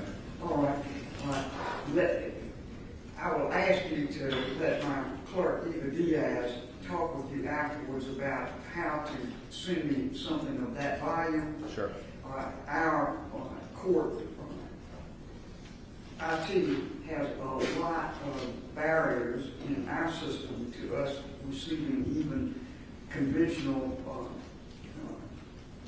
websites and web tools for examining in volume documents. And so I will want her to interact with you all about exactly how I am to receive that material. But yes, I would be happy to receive it. And we would be happy to get a couple of flash drives and provide it that way, if that makes sense. That might be the better way to do it, Yes, because again, I can very easily examine a flash drive, even though it takes a long time. Particularly if you're kind enough to provide an index at the front of the flash drive as to where the various materials are located. That might be better than using one of these web document sources, since so many of them are excluded from our system. All right. Well, we'll prepare one and have a copy for you, Your Honor, and then for Ms. Diaz, the clerk, as well. Thank you.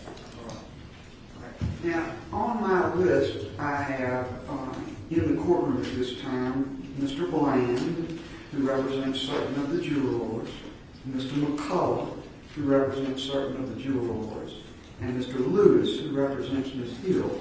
Are there others in the courtroom who represent jurors or Ms. Hill?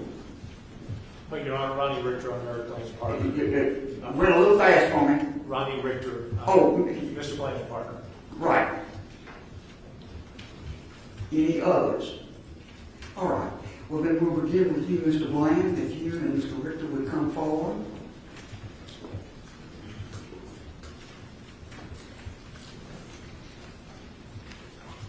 May it please the court, Your Honor. Ronnie and I represent 4 jurors who rendered verdicts in this case. I would like their numbers, but only if that doesn't violate the attorney-client privilege. And you may give them to me now or later. Can I give them to you later? I have them now. Our job is we want to preserve their anonymity. I understand. 2, we want to make sure that they're not harassed. And 3, we want to make sure that the verdicts of their conscience remain. And that is not only because they voted guilty. If they voted not guilty, we would feel the same way. After hearing what Your Honor has established by the way of procedures, we're very comfortable with what you have established to protect their anonymity and that they're not harassed. Ronnie came up with a good suggestion. Maybe you renumber the jurors 1 through 12, and that way, because there has been some public disclosure of the jurors' numbers in some of those emails, they were the big batch of emails that Mr. Harpootlian referenced. So maybe we cross-reference with the chart 1 through 12 and the juror numbers. But as far as the questioning goes, there's no need for us to be part of this. You're going to make the questions. You've indicated that you're going to preserve their anonymity, that they can't be photographed, they can't be on videotape, and that's about all we have to add. Yeah, Your Honor, I would amplify that I certainly respect and appreciate the significance of the issues that are before you. And I respect your decision that you're going to make this public. I would have asked you to make the jury portion closed courtroom. And Your Honor, only for this reason.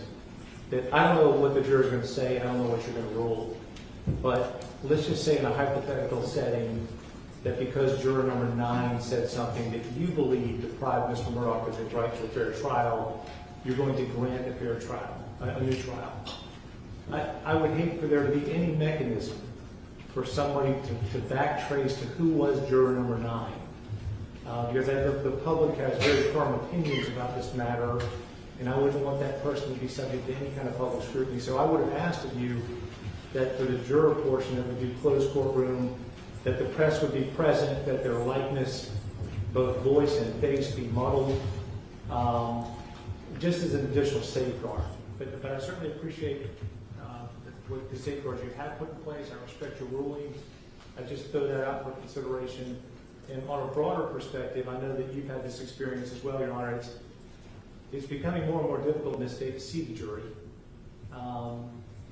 And I can't think of anything more injurious to jury service on a broader perspective than to see jurors who've given up 6 weeks of their lives being pulled back in for a process like this, as necessary as it is.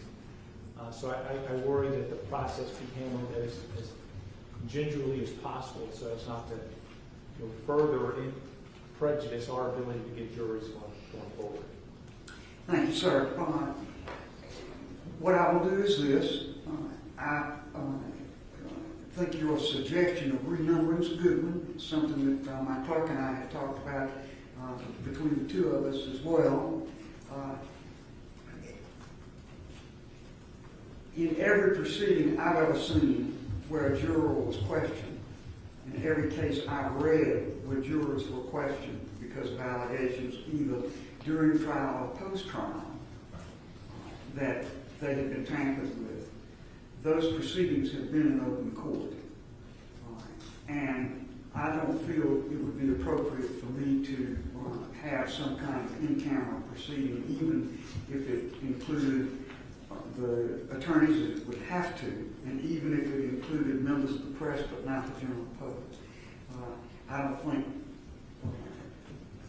that is in keeping with the public nature of trials in this state and the public nature of court proceedings. However, I think we could make some protective arrangements for when they testify and the ability to be dismissed after they've testified that would protect them from being set upon to the best extent possible. So that is the way I will handle it, and I hope all things on balance that is as protected as you think it needs to be. We trust you, Your Honor. All right. Your Honor, on behalf of our clients, we will accept their service of the subpoena so that they don't have to do so. Well, that's great, and of course you don't represent all of them. No, our four. You're for, but that's great, and it may very well be that these parties are going to be able to work out something with respect to some of the rest of them. I don't know, but I appreciate that on behalf of the ones you represent. Do you want me to come up and tell you our juror numbers, or you want me to wait? No, sir. You can. I don't need that this moment. Okay. Thank you. Thank you, Judge. Yes, sir.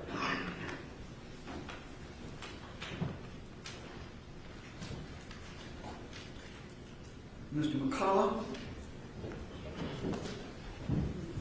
Would you like me here or later? Go to the podium if you would, please.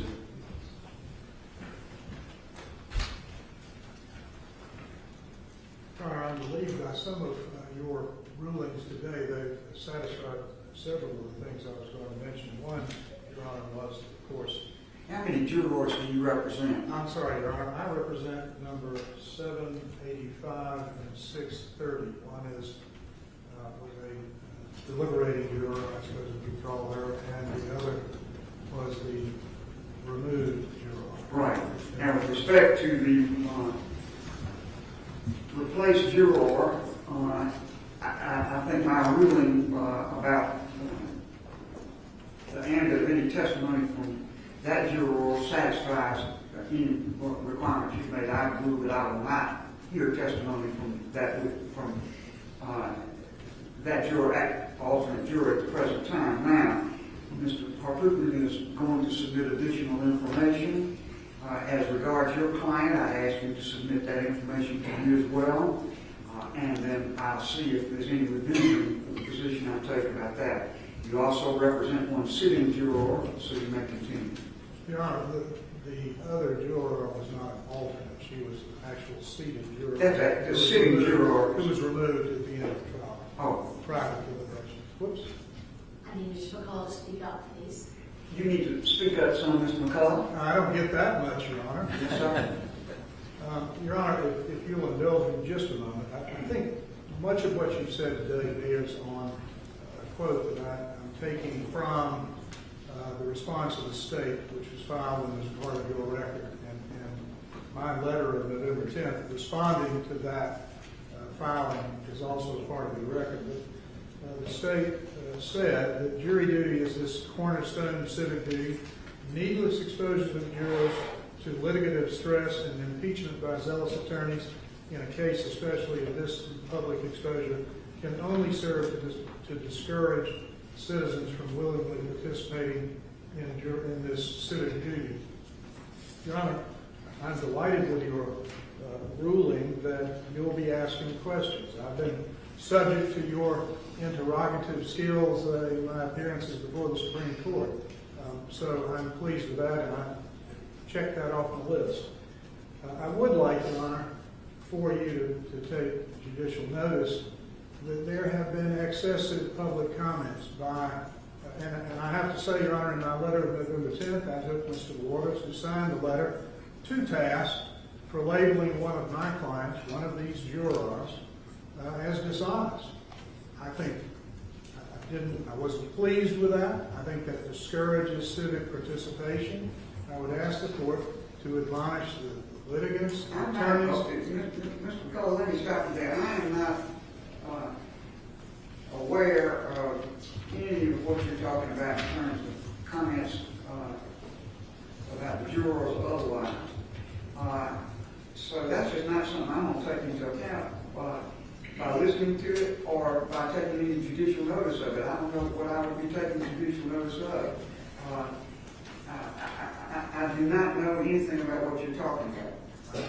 Well, Your Honor, both my letter and the response of the state are part of the record, which you obviously have not gotten to, but I would assume yet. My only request is I would admonish lawyers, officers of the court in this courtroom and outside of this courtroom who represent people to be cautioned that this is a search for the truth, not an effort to protect the verdict, nor an effort to discourage people from participation. A negative commentary does that, or runs the risk of doing that. That's all I'm saying.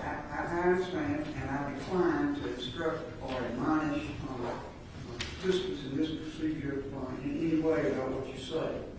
Thank you. Your Honor, next, I like Mr. Richter and Mr. Bland appreciate your efforts. I suspect that we will decline a ride to the courthouse, but I would ask the court to consider allowing the jurors who choose not to ride with SLED agents to be permitted an entry and exit from the courthouse that would involve or relieve them of the necessity of coming through the front door. I think I've already said that I will make arrangements for juror witnesses to report to the basement where the law enforcement station is, and they'll be appropriately directed to the assembly room. And Your Honor, lastly, I think, if I understand your rulings or discussions about the process that will occur here, this may run at odds with it, and I'm not arguing with you, Your Honor, you know best. I am of the belief that this litigative stress that I earlier referenced could be avoided, and the public and the media not denied their opportunity to gain access and knowledge of the proceedings by not exposing these jurors to a crowded gallery, a full gallery of press, by allowing its recording through, I understand, Court TV will be the pool camera.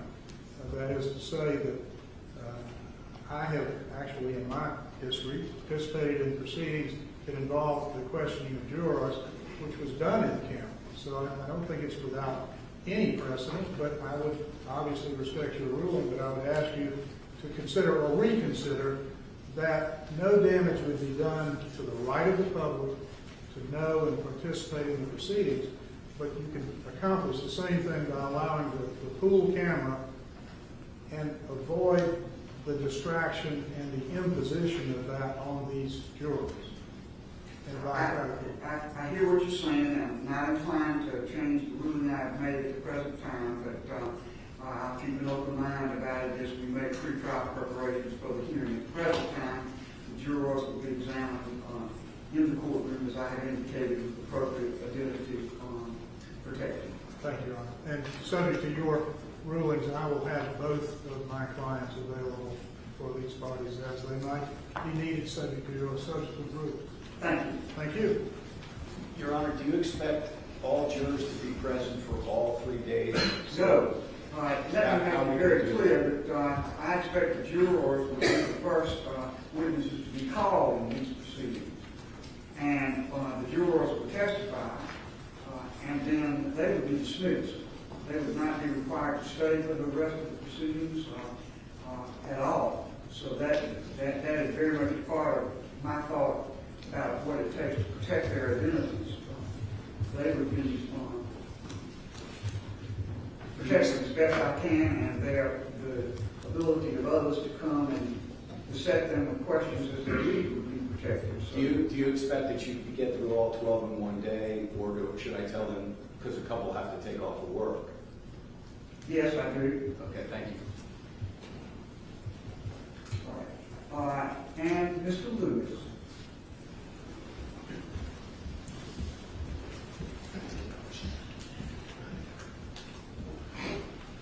Your Honor, I'll be brief. In light of your rulings, I don't think you need much from me. The only thing that I'll add is I'll have Ms. Hill available for here as the parties need them, and happy to accept service to alleviate one issue for this court. Unless you need anything from me, Your Honor.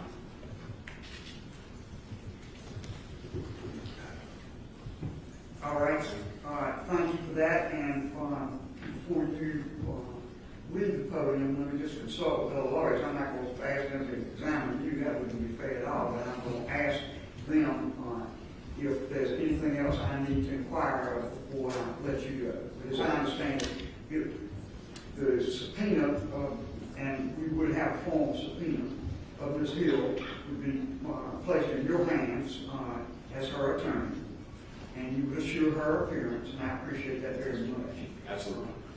Is there anything else on behalf of Mr. Murdaugh? Your Honor, just in an effort to try to expedite this matter, I'd have two questions. One, will Ms. Hill meet with Mr. Griffin and I? We'll evaluate that. You'll evaluate it. Okay, that's all I can ask. And secondly, should we have her here on that Monday, or wait? I mean, if you're going to be doing the jurors most of all She should day. be here as court begins. All right. Thank you. Nothing from the state, Your Honor. All right. Thank you, Your Honor.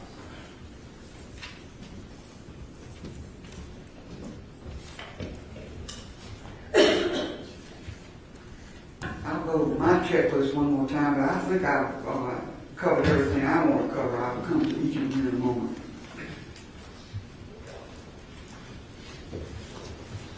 Yes, just to clarify other witnesses, as matters now stand, the witnesses in this proceeding would be jurors and Ms. Hill. So I want to be sure that we're all understanding exactly what's going on in that regard. I would not allow the attorneys to be called. I'm unclear about the mention in some of the papers that SLED investigators would be asked to testify, or any other witnesses. So I'm going to go one more time. I want to get real specific so you will understand what you need to prepare for by way of in-court examination and what you need to prepare for by way of submitting proffer. All right. First of all, for the defendant. Police Court, Your Honor, just a couple of issues. One, we don't know who we're going to call to impeach Ms. Hill, because we don't know what she's going to say. So it's difficult for us. I mean, once she testifies, at that point we say we'd like to call so and so and so and so and such and such and such and such. Number one. Or maybe no one. I mean, she may concede every issue we have. For instance, she did tell, according to the state, she did tell one of her assistants, one of the people helping her, I hope he's found guilty because it'll help book sales. Now, I hope that's the last time you're going to repeat that until I ask for it again, Mr. Harpootlian. I've told you that I can't imagine a situation in which I would go that far. So, a statement like that, and she may well have said it, if it goes to anything I'm asked to consider, it would be to her credibility. And I'll evaluate whether I think that's even proper to ask, but let's move on from that. But there are other questions concerning her credibility. Yes, sir. 404 motive. If she did this, it is a crime. And so, the questions of why she would have done this extraordinary act, and we can argue this at another time, but in terms of me, the reason I mention it is for us to proffer those people now, not knowing what she may admit. That question may get asked, she may admit it. There's no witness that needs to be called. So it's difficult for me to game this out. I don't think I've ever been asked to list witnesses I would call to impeach somebody if they lie under oath. I've never heard of such a thing, but I will attempt to do the witnesses we would call prior to Ms. Hill's testimony. That's all I think I can do, if that makes sense. It doesn't make complete sense to me because this is not the trial of Ms. Hill. And issues about motive and so forth and the possible commission of crimes are not what this inquiry is about. It is about her contacting any of the jurors and what she said. So I will be treading very carefully with a good deal of what you say about what you might or might not ask. But I am going to ask all the parties to be pretty specific with me about what I should be asking the jurors, and I can make a decision in advance as to what I am going to do about that, and what is going to be, at least by general topic, pursued with witnesses. Yes, sir. And the reason I do that is because it gives me the opportunity to then consider what rulings I would make and move the proceedings along in an orderly way. Well, Your Honor, it may be premature for me to note this for the record, but we would accept your ruling on that. All right. Okay. Secondly, Mr. Murdaugh has been unable to review any of the discovered material in this case because of the confidentiality order prohibits us to distribute to him while he's in jail. We don't have time in the next less than 2 weeks to go sit down with him and review everything. Would Your Honor allow him to have them? And the materials are not as to the evidence in the underlying case, it's as to juror issues. And while he is no longer a lawyer, he was a lawyer at one point and can evaluate this and be of assistance to us if he has an opportunity to review that material. You're speaking to me about something in a complete vacuum as far as I'm concerned, so I can't really evaluate what you haven't been able to review with him and what you have been able to review with him. As I understand what you're telling me is I have received certain information as the attorney for defendant that I have not been able to show defendant for defendant's review because of the confidentiality order. I can't imagine that. I think what you may be saying is Mr. Murdaugh has not been able to keep for himself, while I'm not there, confidential materials. That's correct. That is something common to many folks who are under incarceration and are limited in the kind of materials that they can receive and keep in their possession when they're not with their lawyer. This is not an issue where he's being deprived of the ability to consider material that you have received. This is a question of whether he can have that material in his possession when you are not there or your representatives are not there and study upon it and so forth. I can't control what the limitations of the Department of Corrections are, nor can I control what limitations may have been put on confidential material because of the fear that it would fall into other hands. So I'm not going to rule in the abstract on things. I would have to have something that's pretty specific, but I can tell you this. I would certainly not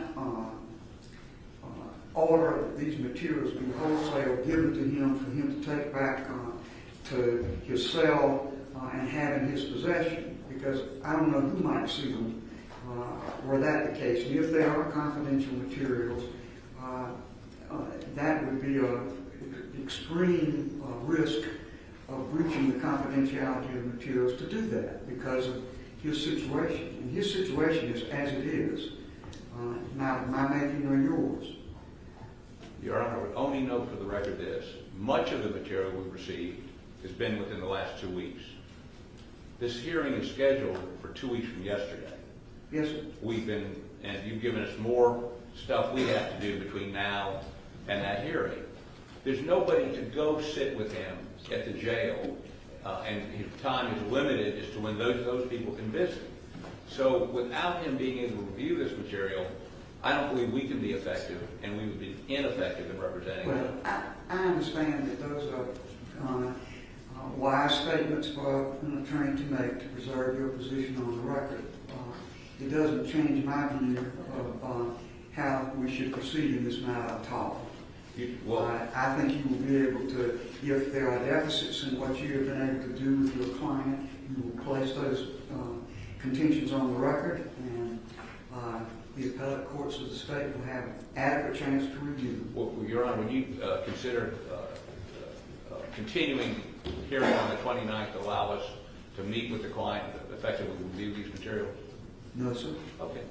Thank you. We respectfully accept your ruling. I understand. Thank you. Mr. Waters? I don't have much to address, Your Honor. The initial question that Your Honor asked was about SLED agents being listed on the potential witnesses. And, you know, again, Your Honor, when these allegations were first raised, we instructed SLED to do an independent investigation, good, bad, or ugly. And only because of the results of that investigation, or the reason why we're standing here and litigating these issues before Your Honor, ultimately the only way that SLED agents could potentially be testifying, and again, when we filed our response, we didn't know exactly the parameters of the corporate rule. The only way, though, that I could see them potentially testifying is in the event that there is an accepted witness by Your Honor, that there was some sort of prior inconsistent statement under Rule 613 or some other permissible inquiry. But I think Your Honor's rulings as to the nature of the inquiry we're going to conduct would probably remove or make it very unlikely that need. All right. Anything further? Nothing from the state, Your Honor. Nothing to defend, Your Honor. All right.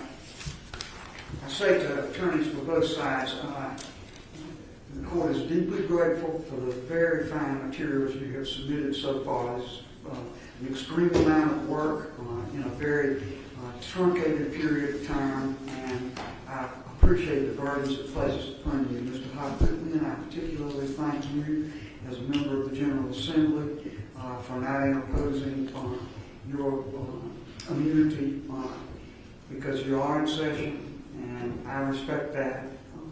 I set these matters after consultation with y'all so that I could fulfill my obligations to the court as expressed in Chief Justice Beatty's order.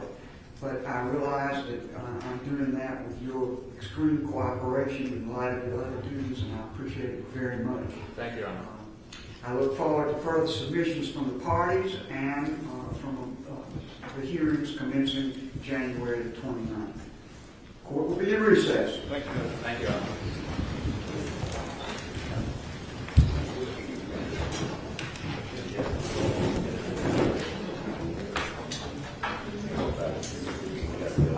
Parties,